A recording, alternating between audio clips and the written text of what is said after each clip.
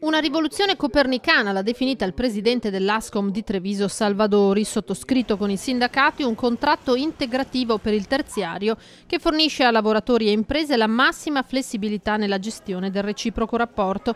Il lavoro non più un prodotto standard, ma un abito cucito su misura, regolamentato innanzitutto il tanto discusso lavoro domenicale. Il contratto collettivo provinciale prevede l'apertura per 21 domeniche che sono obbligatorie, oltre le quali scatta una maggiorazione a favore dei lavoratori.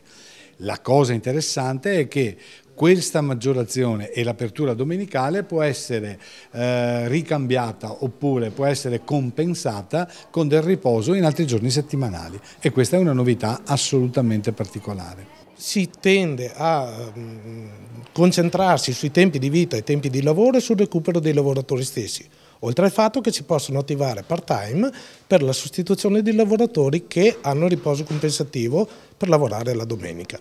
La speranza è che anche i grossi centri commerciali sfruttino questa occasione. Sono 24.000 le aziende del terziario nella Marca che vedono introdotto con questo contratto integrativo un altro principio, quello del salario variabile. Noi diciamo che nelle imprese vogliamo costruire un modello confezionato per ogni impresa, un'impresa produce, un'impresa eroga salario ai lavoratori. Azzerati inoltre gli obblighi dell'intervallo temporale tra un contratto e l'altro. Veramente abbiamo introdotto un'idea, una filosofia all'interno di questo contratto, che è proprio quella di voler calare un vestito giusto alle varie aziende. Soprattutto siamo disponibili come parti sociali per accompagnare i lavoratori e le aziende in questo percorso.